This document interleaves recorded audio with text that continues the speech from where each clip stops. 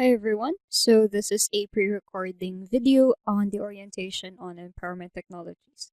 So this will be a pre-recording, the reason being the synchronous classes that were recorded did not have the proper audio, so I'll just have to redo it again.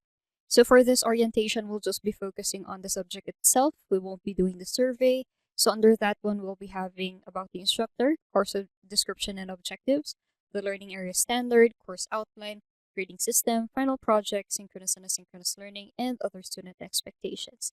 So before we begin, let me just introduce myself. So my name is Lovely Jennifer Formado. I am a faculty member from the senior high school and also the strand coordinator for the TVL ICT department. So I have here my email and messenger. I also have my consultation hours right here. For the Facebook, we do have a UC-SHS ICT Facebook.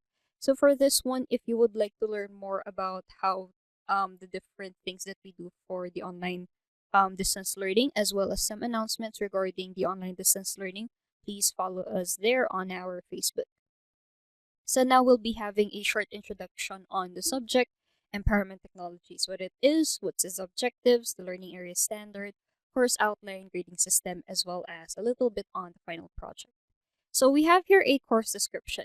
So the main purpose of empowerment technologies is placed there in the title itself. It is for you to be able to use technology to empower yourself.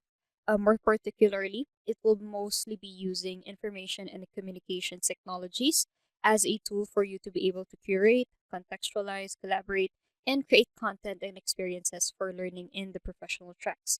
So an important thing to note about ICT or this subject is that it is an example of an applied track subject. So when we say an applied track subject, that would mean that the content is similar, but the activities would be different. So for example, like let's say the content for STEM, for humanities and social sciences, and for ICT would be the same. It would give you the same modules. However, the activities might be a bit different. So the activities would mostly be tailored according to the needs of your profession. So for example, STEM students might not have the same use of technology compared to that of humanities and social sciences, or there might be some technologies that would be applied for ICT but not necessarily for the other two strands. So with those ones, those may differ a little bit, but essentially it would be more of a direct application of what was learned in the content for the module. So that's simply it. For the course objectives, it's quite a lot, so it's more of an in-depth description of how we're going to attain the different learning area standards. So for the learning area standard, it's essentially for you, the students, to demonstrate effective capability through their understanding of basic and advanced ICT concepts and strategies that would boost their confidence in themselves and their academic, professional, and social lives. So to simply put, it is for you to be able to demonstrate to us teachers through your activities on how ICT would enrich your lives personally, professionally, and also through your academic lives. So as stated a while ago, a lot of the activities would would most likely be tailored to the strand that you're in. So with that one, it's going to be a little bit more specific, and hopefully the things that you've learned in your modules would then be applicable directly to your line of work. So for this one, we have our course content.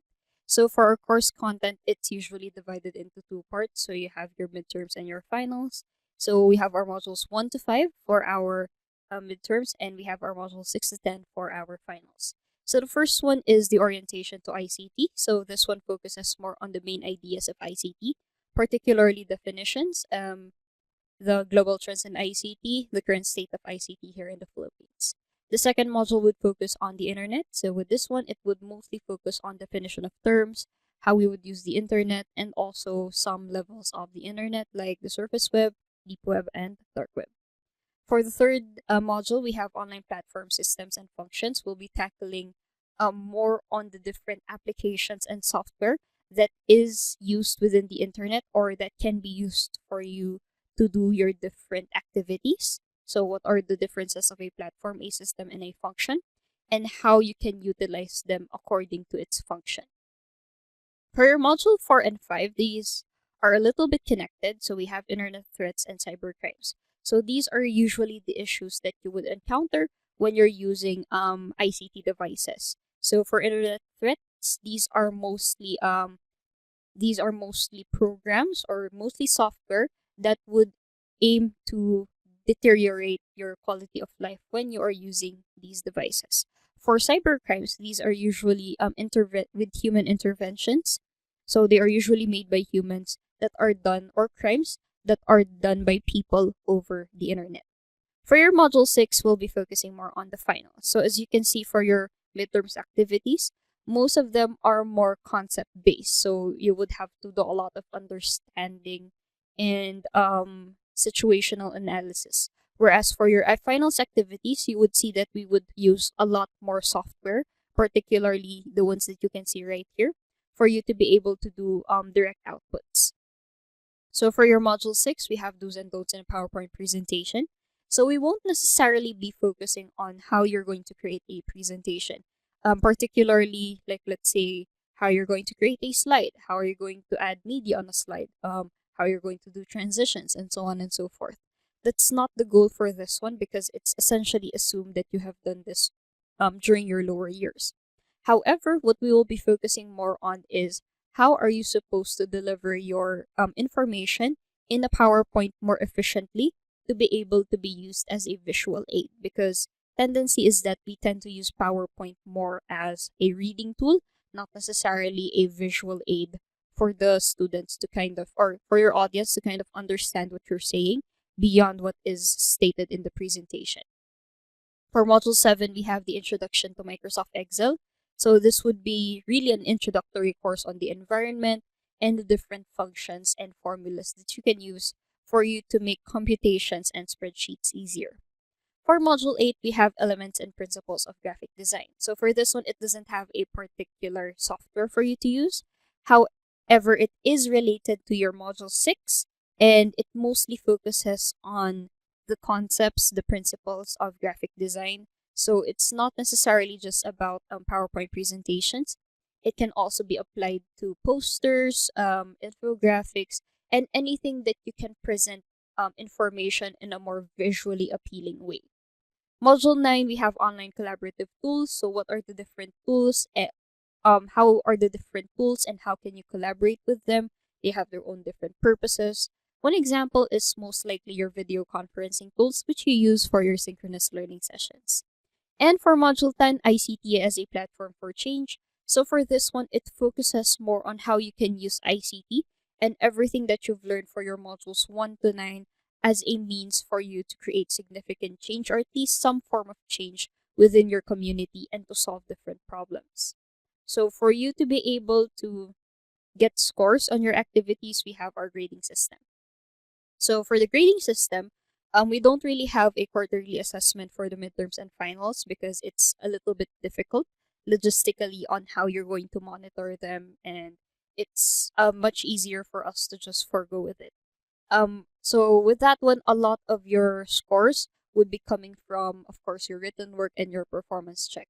So we have different types of percentages. So for those who are taking up ICT, you might notice that your written work for your specialized subjects would be 30%, and then performance check would be 70%. So empowerment technologies is an applied subject. It has the similar divisions compared to that of a core subject. So we have written work as 40% and performance check as 60%. So for your written work, it mostly focuses on the understanding of the concepts learned. So for this one, it's more of a surface level understanding, like let's say more on reflecting or more of relaying the information that was given to you, or an understanding, some applying, and some situational analysis. So that would be for your modules 1 to 3 and module 6 to 8. So for this one, you might be thinking that you just have to memorize something. That's not really our goal here. Our goal is most likely for you to kind of like apply the knowledge that you have memorized into situational analysis. So you would see that a lot in your modules 1 to 3 and module 6 to 8 would not just necessarily be reflecting back information, but rather how can you use this information for different situations that you might see when you're encountering different ICT tools. For your performance tasks, Now, we're going to look into direct application. So it's more on creating things, more on evaluating things, creating things really. So that's for your modules 4 and 5, 9 and 10. So for this one, we would like to focus more on strand-based or track-based type of performance checks. So more or less the content for modules 4 and 5 for STEM might be different for HUMSS, might be different for ICT. Lastly, we have here a final project. So your final project is actually your module 10.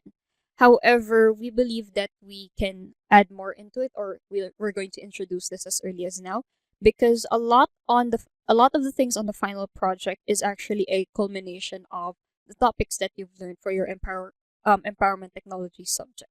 So our main final project would be ICT project for social change. So for this one, you will be asked to conceptualize, design, and present a plan on how to improve problems in society using ICT tools. So it kind of hits the mark on what we would like to do is to empower yourself through the use of these ICT tools. And as you can also see, a lot of the things that you would see in your other modules are applied here. So you will be presenting something, so you might need a presentation tool like PowerPoint or Prezi or whichever. So you need to have your do's and don'ts in PowerPoint presentation. For you to create something that's visually appealing, you need your elements and principles. We also need online collaborative tools because for you to be able to create a plan, it's quite difficult for you to do it alone. So you'll need teammates, and since we can't see each other face to face, then these online collaborative tools will be a very big help. And of course, our last topic is ICT as a platform for social change. Now let's move on to the online distance learning. So you have two types of how we learn for the online distance learning. We have our synchronous learning and we have our asynchronous learning. So for the synchronous learning, this is going to be done every Mondays and Tuesdays. So for my section, these are the sections that I handle and the days and times. For those who are from the other sections, from ICT grade 12, HUMSS grade 11, and for STEM grade 12, you might have your own schedules and your dates from your teachers. So we do have a post in our Facebook page about that. So I'd like you to please check that out, or you can also consult your subject teachers on those ones as well. So our main focus for the synchronous learning is really more on the following. First of all, we'll be conducting lectures and discussions, particularly discussions. So we need to be able to understand the content on our modules. So that's what the synchronous learning session is for.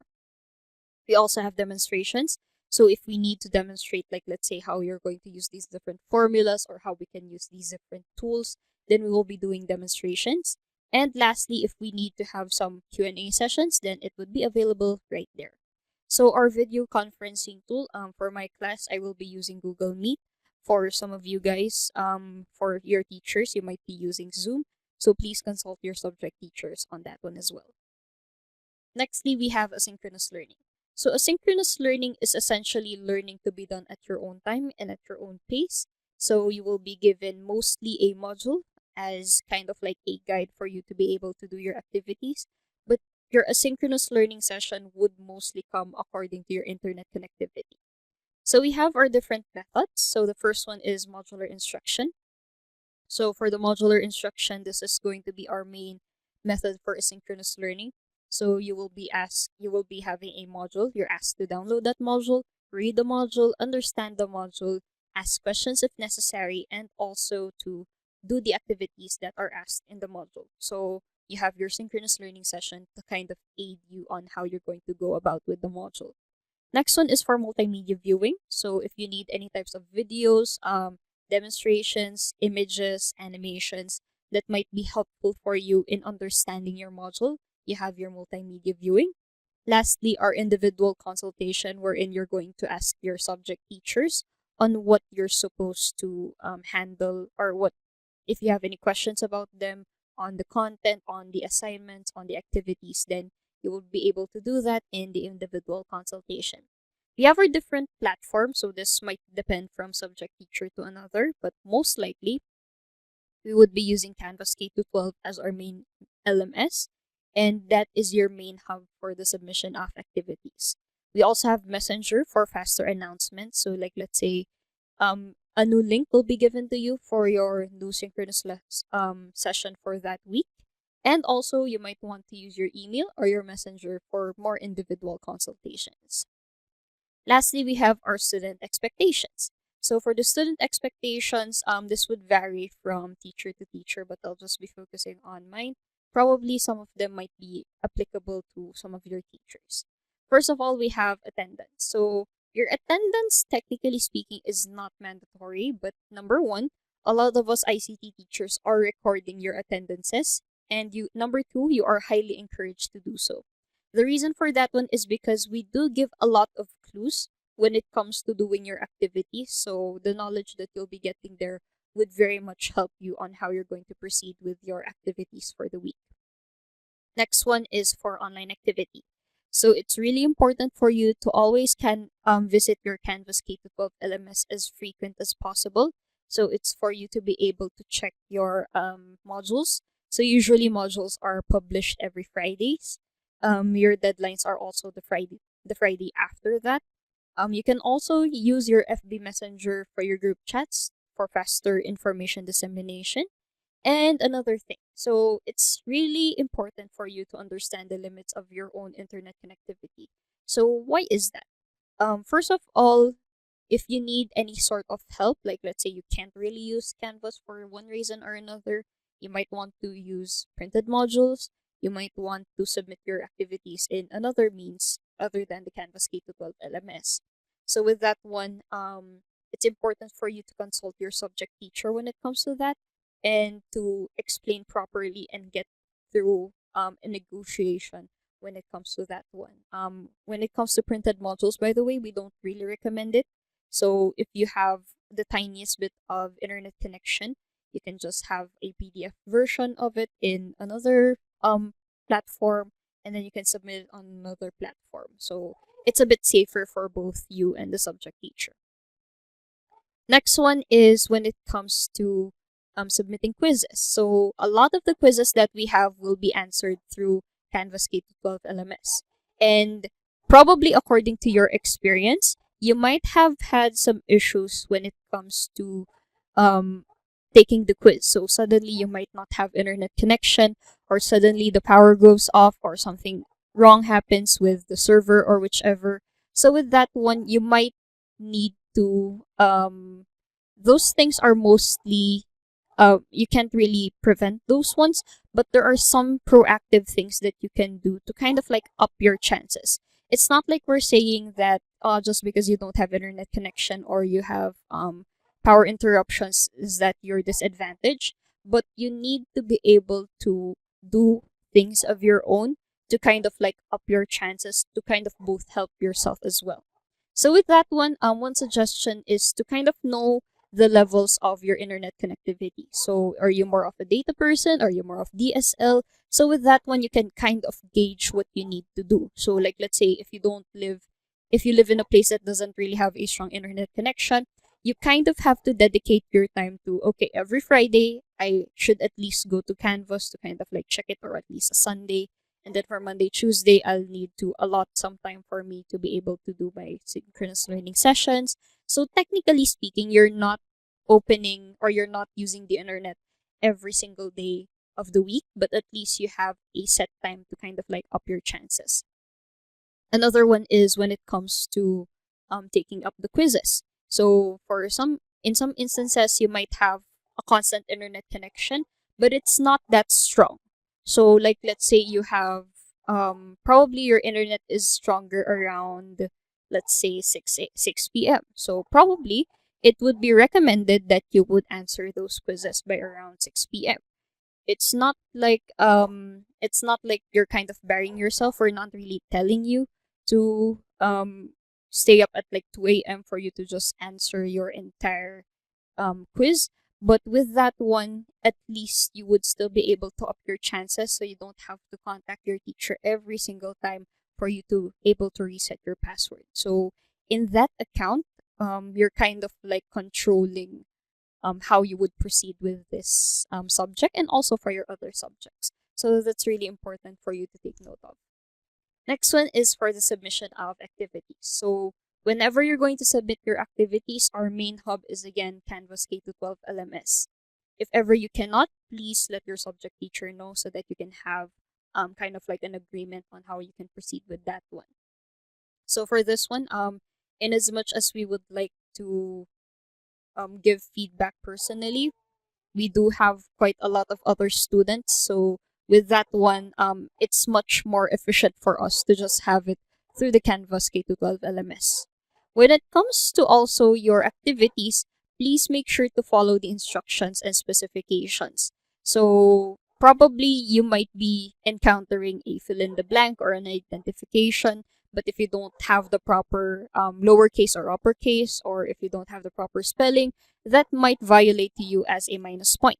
If you're doing performance checks, you might have minus points because you did not follow the instructions or the specifications. So following the instructions and specifications is a way for you to be able to up your chances into getting the highest score that you possibly can.